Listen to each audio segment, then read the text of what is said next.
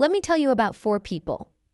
Robert is 68. He worked hard his whole life, bought a beautiful home in the suburbs back in the 80s, raised a family, and by every measure, looked like he had it figured out. And honestly, for a long time he did. Karen is 52. Two kids, a solid career in marketing, drove a nice car, and took a holiday every year. If you looked at her Instagram, if she had one, you'd think she was doing great.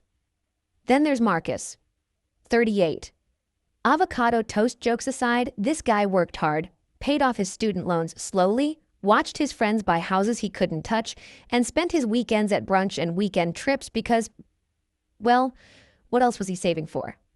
And finally, Zoe, 24. She's got a TikTok, a side hustle, a Stanley Cup, and she's already 3 months into her investment journey. She's the most financially aware 24-year-old in her family's history. 4 different people, 4 different decades, 4 completely different financial realities. And every single one of them fell into the exact same trap. Not a similar trap, not a, well, loosely speaking, trap.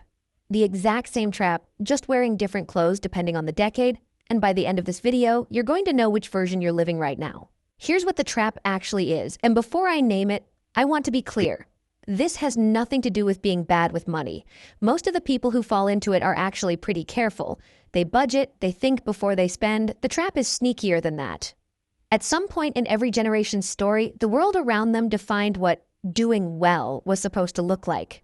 A certain kind of home, a certain kind of lifestyle, a certain kind of experience. And without anyone sitting you down and telling you, you absorbed it. We all did. It seeped in through the people around you, the culture you grew up in, the things that got celebrated and admired, and when you could finally afford to live that version of doing well, you did. It felt like the natural next step. This is not greed or carelessness. You were just following the unwritten rules your generation handed you. Rules nobody questioned because everyone around you was following them too. And here's the part that makes it genuinely hard to see. It never feels wrong from the inside. It feels responsible. It feels like progress. So let's go through each generation and listen for the moment those unwritten rules showed up. Because once you see it in someone else's story, you'll start to see it in your own. Robert grew up watching his parents rent. They rented their whole lives, and in the post-war era, owning a home was the ultimate signal that you'd made it. It was stability. It was status. It was the American dream wearing a white picket fence. So when Robert got his first decent job and the bank approved him for the biggest mortgage he could qualify for, he took it. Of course he did. That's what you did.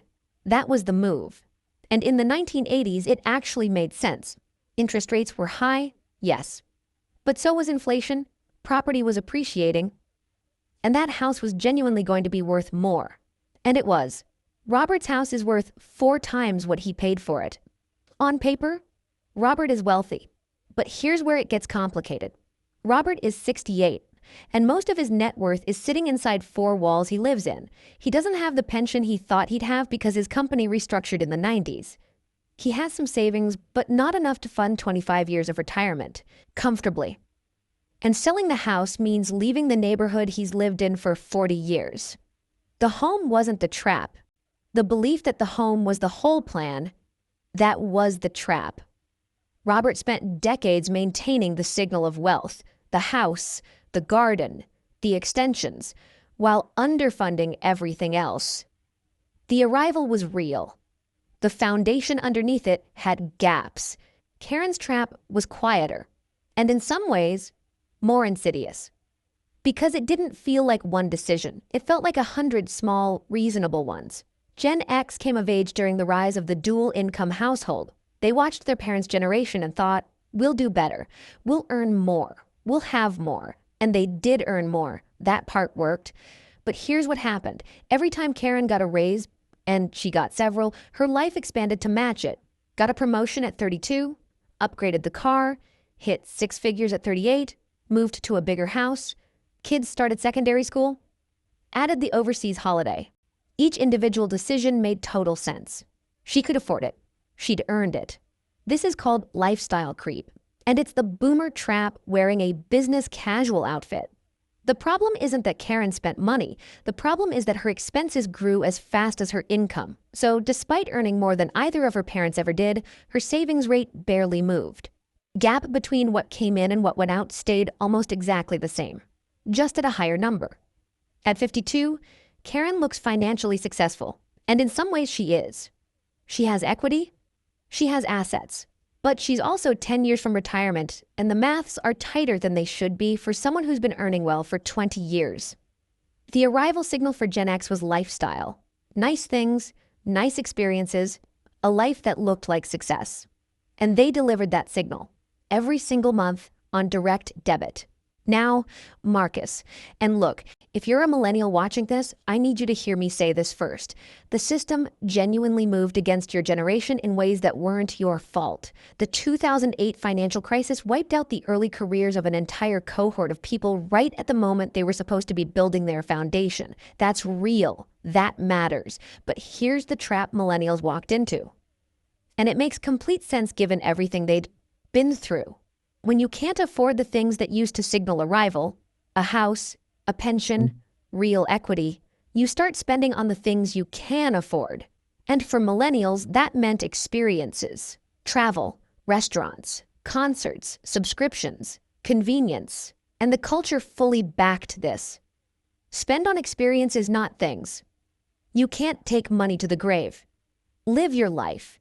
Every lifestyle brand, every think piece, every Instagram caption told millennials that this was actually the enlightened approach to money, that the older generations had it wrong and experiences were the real wealth.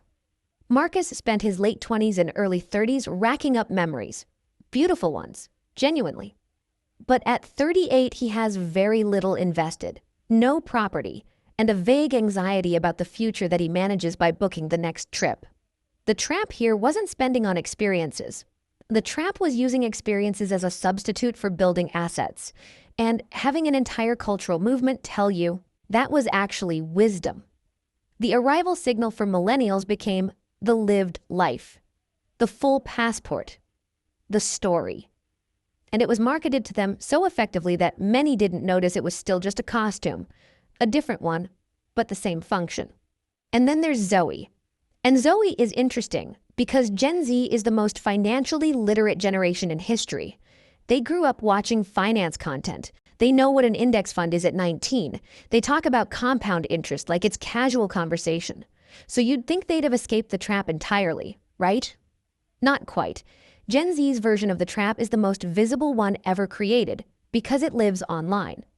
The arrival signal for Gen Z isn't a house or a lifestyle or a stamp-filled passport. It's an aesthetic. It's the fit, the tech setup, the apartment that looks good on camera, the brands that communicate, I have taste, I have money, I have arrived, to an audience of thousands. And the cruel twist? Gen Z is doing this while simultaneously investing. Zoe has a stocks and shares ISA. She puts 50 pounds a month in. She's proud of it. And she should be. That's a real start. But she's also spending 200 pounds a month on things whose primary function is how they look on her. Feed. The trap for Gen Z isn't ignorance. It's performance. They know the right language, but sometimes use it to perform wealth rather than build it. Posting about investing while the actual numbers stay small. Talking about financial freedom while the spending habits quietly contradict it. Zoe isn't doomed. Not even close. She's 24, and she's already ahead of where Marcus was at 24. But the trap is there, set and waiting, and it's the same trap it's always been, wearing a ring light and a carefully chosen background. So, 4 people, 4 decades, 1 trap. What does it actually look like to escape it? Because people do. Every generation has people who saw the trap and stepped around it. And when you look at what they did differently, it's almost always the same thing. They separated the signal from the substance. They decided, consciously, that they were willing to look less wealthy than they actually were, so that their actual wealth could grow faster. They delayed the costume. They wore the older car, stayed in the smaller house, skipped a few trips, resisted the aesthetic upgrade, and they put the difference somewhere that compounded. It's not complicated, but it runs completely against every social instinct we have, which is why even smart, financially aware people fall into it. Robert's version of escaping it would have been keep the house, but also fund the pension aggressively. Not all in on one asset. Karen's version, pick one lifestyle upgrade per raise. Bank the other half. Let the income growth outpace the lifestyle growth. Marcus's version, one big trip a year, not four. Take the difference and put it in an index fund every month without thinking about it. Zoe's version, and she still has all the time in the world to do this, is to make the investing the thing she posts about, not the aesthetic. To build the actual number faster than she builds the look of the number. The rule, if you want one, is this: assets first, lifestyle second. Every time. Not forever, just until the assets are doing enough work that the lifestyle is genuinely paid for. That's the move every generation that got it right figured out. Robert, Karen, Marcus, Zoe, none of them are bad with money. None of them are stupid. They all just did what their generation told them arrival looked like. And they prioritized looking arrived over being arrived. So here's the question I want to leave you with, and I genuinely want you to sit with it. Which version of the trap are you in right now? Is it the house that holds all your net worth? The lifestyle that expanded with every pay rise? The experiences that felt like living but quietly replaced building? The aesthetic that performs wealth without quite creating it? Tell me in the comments. Not to be judged, genuinely, because the first step out of any trap is being able to name it out loud. And if this hit close to home, share it with someone in your life who needs to hear it. They probably know which generation they are.